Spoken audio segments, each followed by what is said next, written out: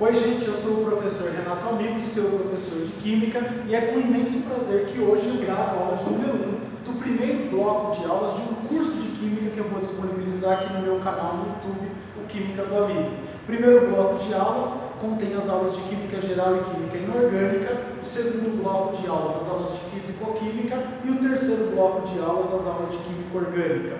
Essas aulas que serão disponibilizadas aqui no YouTube, elas terão um complemento lá no site www.quimicadoamigo.com.br.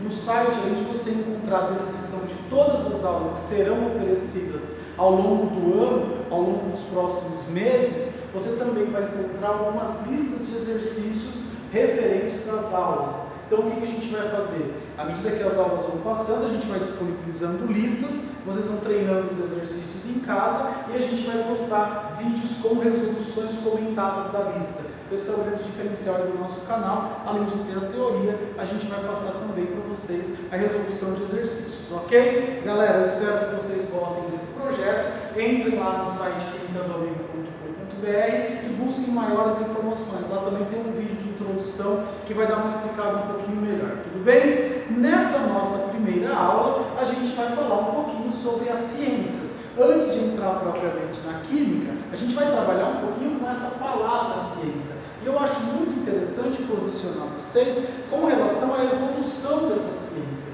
Como essa ciência foi se tornando maior ao ponto de ser necessário que ela fosse dividida em partes cada vez menores. Tudo bem? Ciência. Essa palavra, ela tem uma relação, ela tem um sinônimo. Ciência é sinônimo de conhecimento.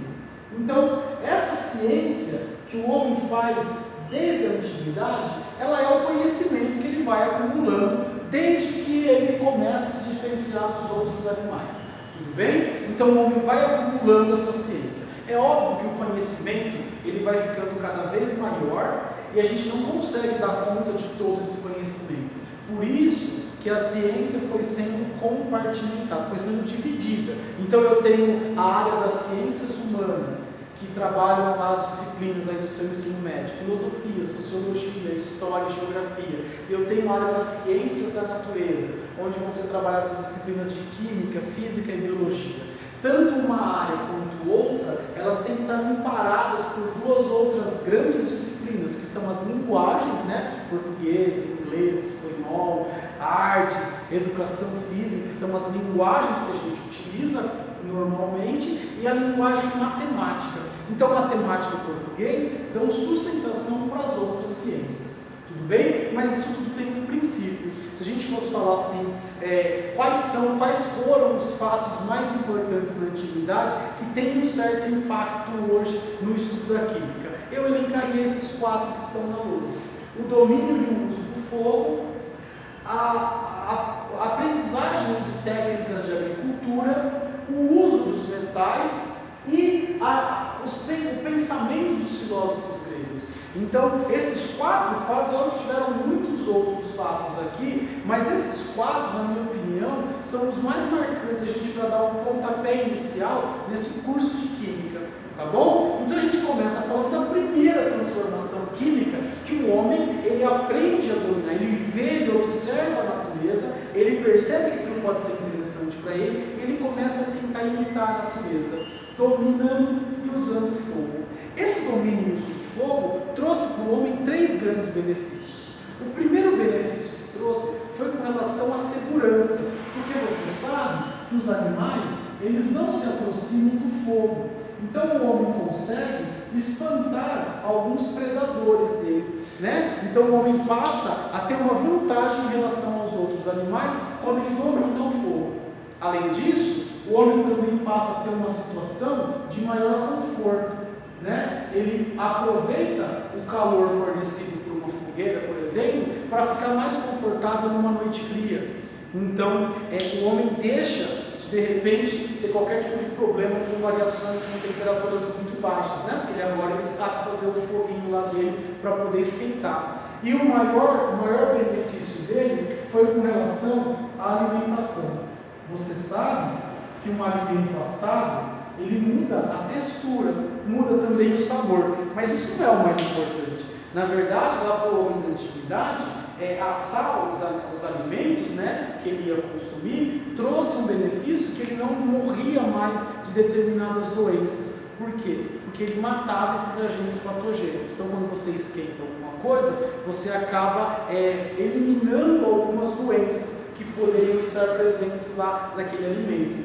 O que aconteceu com tudo isso? O homem passa a viver por mais tempo aqui na Terra. Então, a expectativa do homem aumenta e aumenta também a possibilidade de ele acumular conhecimento. E ele começa a trabalhar esse acúmulo, esse conhecimento, ele vai acumulando de geração para geração. E o fogo, o domínio e o uso do fogo, foi um fator muito importante. O segundo fator que eu destaco aqui é como o homem percebe que ele consegue dominar algumas técnicas de agricultura. Então o homem para de ir no lugar, desmatar, comer tudo que tem lá no lugar, depois vai para outro lugar, desmata, come tudo que tem no lugar. Ele percebe que ele pode, aquilo que ele comeu hoje, ele pode plantar novamente e aproveitar o ciclo da natureza. Então o homem, quando ele domina as técnicas de agricultura, ele começa a entender melhor como funcionam os ciclos da natureza. E ele manipula esses ciclos ao seu favor. Então o que acontece? O homem para de ter que fazer grandes deslocamentos, onde ele poderia encontrar certos perigos. Ele começa a se estabelecer em determinados locais, começa a viver em sociedade. Né? A sociedade, né, ele começa a conviver com os seus semelhantes, começam a se formar as cidades. Né? E você deve lembrar, você já estudou isso com certeza, que as primeiras cidades elas se estabelecem sempre nos cursos dos rios, porque o homem sabe que a água é fundamental para que ele possa desenvolver essas técnicas de agricultura. Então olha só que interessante quando o homem observa a natureza e consegue imitar ela, né? Então isso foi de grande valia para o desenvolvimento do homem. Um outro fator que eu destaco aqui também é o domínio e uso dos metais. Vamos dizer assim, a gente vai dividir esse domínio e uso dos metais em 4 épocas, em 4 momentos, tá? O primeiro momento é quando ele usa os metais que ele encontra disponível na natureza. Então, por exemplo, o ouro. O ouro eu já encontro direto e posso usar, de repente, para moldar um utensílio, para fazer uma arma, para fazer alguma coisa. Então, o homem pega o ouro da natureza e ele já manipula e utiliza. O homem percebe, então, que existem certos materiais na natureza que são moldáveis, que eu consigo, de repente, fazer um utensílio para armazenar, para guardar um alimento, alguma coisa. Tá bom? Então, nesse primeiro momento, a gente destaca o uso dos metais nativos. Tá? Eu falei muito do ouro, mas além do ouro também tem a prata e um pouco de cobre. Tudo bem? Um segundo momento é quando o homem começa a desenvolver, lá na antiguidade, técnicas de metalurgia. Tá? Ele percebe que algumas rochas, né, alguns minerais, alguns minérios, quando aquecidos, eles conseguem, depois de um aquecimento, ele consegue liberar alguns metais, alguns objetos metálicos. Então eu consigo extrair o metal, o cobre, de alguns minérios que contêm cobre. É lógico que esse desenvolvimento, né, essa etapa, ela foi uma etapa que ocorreu ao acaso. Com certeza está fazendo uma fogueira perto de algum local onde tinha lá cobre, e quando terminou lá ele foi ver o resultado daquilo, né, quando tinha sobrou lá só as cinzas, ele percebeu que lá tinha um objeto metálico. Muito provavelmente ele deve ter aquecido e tentado repetir esse processo, né, porque ele já está acumulando conhecimento, ele tenta repetir esse processo com diversas outras rochas.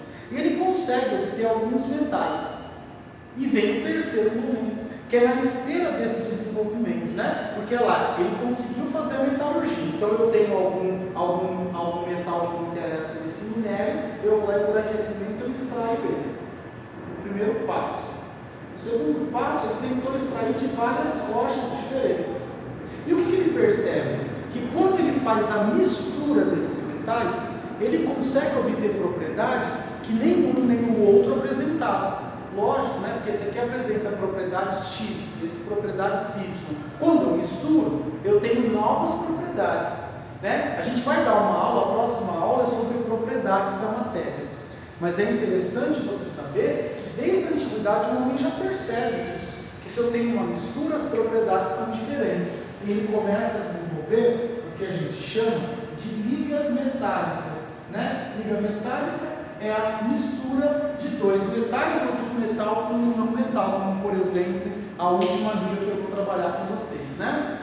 Quais são as ligas metálicas de destaque aqui? Você pode falar da primeira liga metálica obtida pelo homem, que é o bronze, que é uma liga de cobre com estânio, mas você ainda pode falar do latão, que é uma liga de cobre com zinco, você pode falar do ouro 18 quilates, que é uma liga de ouro, prata e cobre, enfim, tem uma série de ligas metálicas. E tem uma que é a mais usada atualmente, né? É a liga metálica chamada aço, né? O aço é uma liga de ferro e carbono. E ele só foi o último metal a ser obtido na antiguidade.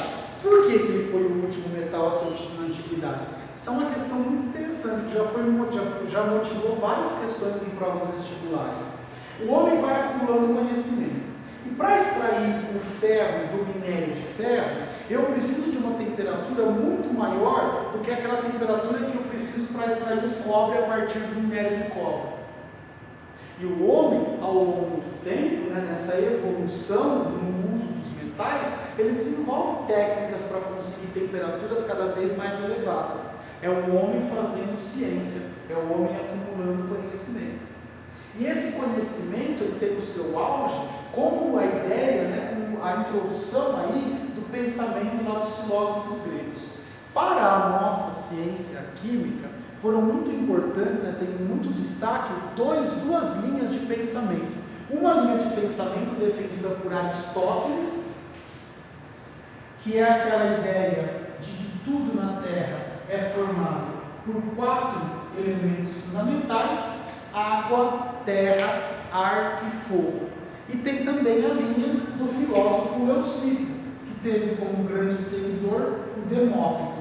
O Leucipo, ele já não acreditava como Aristóteles que as coisas eram feitas, que todas as coisas eram feitas de 4 elementos. Ele acreditava que todas as coisas eram feitas por uma partícula fundamental. Então ele acreditava na descontinuidade da matéria. Ele acreditava que eu podia dividir a matéria em partes cada vez menores, até o ponto em que eu chegasse num pedaço de material que não poderia mais ser divisível, ou seja, um átomo, e que conservava as características do todo.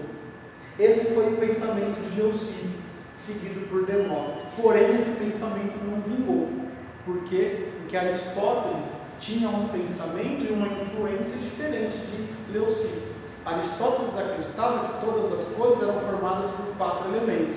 E esse pensamento foi o pensamento que vigorou na sociedade nos próximos 2000 anos. E são essas ideias de Aristóteles que deram origem à tal da alquimia. Então, os alquimistas, eles são basicamente derivados aí, né, o pensamento dos alquimistas é derivado do pensamento aristotélico. Então, os alquimistas acreditavam que tudo era feito desses 4 elementos. E que se ele descobrisse a combinação desses elementos, ele poderia transformar um material em outro. É aquela velha história de transformar metais menos nobres em ouro. Então, se eu conheço a composição do ferro e conheço a composição do ouro, basta que eu manipule a composição do ferro para poder conseguir transformar ele em ouro. Então, é um pensamento que, segundo essa lógica dos 4 elementos, tem sentido, tem fundamento. Então, os alquimistas, que, vamos dizer assim, são os precursores da química, o que veio antes dos químicos, né? Os alquimistas tinham essa ideia, esse pensamento de obter riqueza. É lógico que nessa necessidade, nesse anseio de ficar rico, de transformar metal menos nobre em ouro, eles desenvolvem uma série de técnicas de laboratório que são usadas até hoje. O segundo objetivo dos alquimistas, que derivam aqui desse pensamento aristotélico, é com relação à possibilidade de ter algum tipo de elixir ou de material que ele pudesse tomar e nunca mais morrer, nunca adoecer. É o tal do elixir da vida eterna. Então eles desenvolvem, a partir dessas ideias, uma tal de iatroquímica, que é o que dá origem a essa química dos remédios, a farmácia, a medicina. Então é lá na alquimia que inicia essa ideia do homem tentar espichar um pouquinho mais a vida dele. E a gente faz um paralelo com a nossa vida hoje. Você estuda, você trabalha basicamente para que você consiga ter um pouco mais de dinheiro. e você vai ao médico, você se cuida para que você possa viver um pouquinho mais. Então é lógico com outras ideias, mas os nossos objetivos de vida são basicamente os mesmos dos alquimistas. Então você vê que passou aí um monte de séculos e séculos e você nós continuamos com os mesmos objetivos da antiguidade. Ter um pouco de luxo, um pouco de conforto e espichar a nossa vida o máximo que a gente conseguir. Tudo bem? Então eu acho muito importante que a gente faça esse apanhado histórico com esses 4 fatos aí que impactam no desenvolvimento da química, porque depois dos alquimistas, né, surgem aí os grandes cientistas da química moderna, Robert Boyle e Lavoisier, e a gente vai falar deles ao longo do nosso curso. Eu vou trocá-los agora, porque eu vou explicar para vocês como que o curso de química vai se desenvolver. Na verdade, como que qualquer curso de química se desenvolve, sempre em cima de alguns eixos que são norteadores do nosso curso, beleza? Galera, é só esperar um pouquinho que eu já volto. Voltamos, galera, já com uma luzinha nova. Agora a gente já coloca as palavrinhas aí que vão nortear o nosso curso. O nosso curso é um curso de Química, e Química, como o seu professor, como você encontra a definição em qualquer livro, é o estudo da matéria. Matéria é qualquer coisa que tenha massa e ocupe lugar no espaço. Tudo isso será o tema da nossa aula de número 2, a aula das propriedades dos materiais. Mas eu queria agora dividir o curso de Química em 3 aspectos. Então, quando a gente fala que a gente vai estudar Química, a gente tem que pensar sempre nesses 3 aspectos. Aspecto de número 1, os fenômenos que nós podemos observar. Então, a Química nada mais é do que o estudo de uma série de fenômenos que nós observamos. E o que a gente faz com esses fenômenos que a gente observa? A gente tem que fazer uma representação desses fenômenos. Por isso que quando a gente fala que você vai estudar Química, na verdade você está sendo alfabetizado em uma nova linguagem. Né? A língua portuguesa tem os seus códigos, a linguagem corporal tem os seus códigos, a linguagem musical tem os seus códigos e a linguagem química também tem os seus códigos. Então, quando você estuda Química, você vai aprender a interpretar esses códigos sob a ótica da Química. Os fenômenos interpretados à luz da Química. Para isso, a gente precisa que você seja alfabetizado na língua portuguesa e que você tenha noções básicas em matemática. Se você tiver esses dois pré-requisitos, o curso de Química vai ser muito mais tranquilo para você. Todos esses fenômenos que nós representamos, a gente vai buscar algumas explicações teóricas para eles. Então, é muito importante em Química a gente falar bastante sobre as teorias. Não é verdade? As teorias podem parecer uma coisa enfadonha, mas elas são muito importantes, porque as teorias nos explicam os fenômenos que nos cercam. É lógico que essas teorias, elas são transitórias. Então, uma teoria que vale hoje, a partir do momento que eu descubro novos fenômenos, que de repente essa teoria não explica, eu preciso reformular. Então a gente deixa para trás as teorias antigas e passa a usar teorias novas. É aquela velha história do acúmulo do conhecimento. Então, uma vez, de repente, eu vou te ensinar uma teoria aqui no começo do curso, e depois, mais para frente, eu vou te falar que essa teoria que eu te ensinei inicialmente não explica determinados fenômenos, e eu vou ter que fazer uso de uma outra teoria um pouco mais ampla. Mas a gente vai tentar seguir todo o contexto histórico aí de evolução do estudo da Química. Tudo bem? E a Química, que estuda fenômenos, que faz as representações, que tem várias teorias, estuda essa matéria. E a matéria é tudo aquilo que nos cerca. E o que interessa para o químico quando a gente fala do estudo da matéria? Também são 3 aspectos. O primeiro aspecto é um aspecto sobre a constituição da matéria, ou seja, do que a matéria é feita, o que compõe todas as coisas. Então, esse é o objeto de estudo da Química, descobrir do que a matéria é feita, para que a gente possa tentar imitar a natureza, produzir novos materiais. Eu não vou conseguir produzir nada se eu não souber do que os materiais são feitos. Outra coisa que a matéria, que a Química estuda em cima de todos os materiais, são as propriedades. Né? Então, as propriedades, elas são muito importantes, as propriedades dos materiais. Primeiro, porque eu posso dimensionar um material adequado ao meu uso. Se eu sei qual propriedade eu quero, eu consigo dimensionar um material. Outra coisa que a gente consegue também é identificar um material a partir de suas propriedades. Então, se eu estou lá no meu laboratório, eu recebo materiais desconhecidos, eu faço uso de características comuns para poder identificar aquele material. Então, essa parte aqui é muito importante no estudo da ciência, no estudo da química. E essa é a aula de número 2, a gente vai trabalhar as propriedades dos materiais. Tudo bem? E por fim, a parte mais interessante da química, que versa sobre as transformações da matéria. Não é verdade? Então a gente vai falar sobre as transformações da matéria. Como que eu saio por exemplo, de uma substância e vou transformando ela até de repente chegar nesse plástico aqui. Esse plástico aqui, ele é originado lá de um polímero lá atrás, de repente de alguma coisa que foi derivada do petróleo. E ela vai sofrendo transformações ao longo de uma cadeia produtiva até chegar ao formato, até chegar a este material. Como que eu transformo as substâncias umas nas outras, de modo a chegar naquele material que eu quero? Então, o estudo da química, basicamente, vai se resumir a isso. Fenômenos, representações e teorias, constituição, propriedades e transformações da matéria. Tudo bem?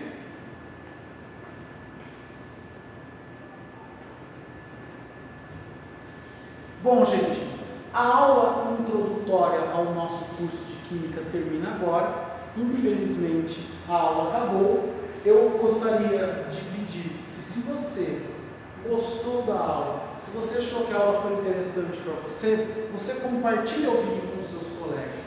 Você clica no curtir aqui no canal, aqui no vídeo, porque isso faz com que o nosso canal cresça. Se você tiver alguma sugestão, alguma crítica ou algum elogio, você pode também deixar o seu comentário aqui no nosso canal no YouTube. Qualquer informação que você der será muito bem-vinda, porque essas aulas que eu estou gravando, elas são para você. Essas aulas não são para o professor Renato Abreu. Essas aulas são para você, qualquer que seja o seu objetivo. Quer melhorar nos seus estudos na escola? Quer se preparar para uma prova que você vai fazer amanhã? Quer se preparar para um vestibular? Ou simplesmente é um curioso e quer conhecer um pouco mais dessa ciência maravilhosa? Eu te convido a embarcar nesse curso junto comigo e eu tenho certeza que ao final do curso você vai poder olhar o mundo com os olhos de um químico e você vai se encantar por essa disciplina. Mas você tem que seguir o curso do começo até o final. Eu espero que vocês tenham gostado e eu espero vê-los novamente aqui para assistir a aula de número 2, 3, 4, 5, bloco 2, bloco 3, porque será um imenso prazer falar para você que está aí do outro lado. Tudo bem? Gente, eu só tenho que agradecer. Beijo, tchau.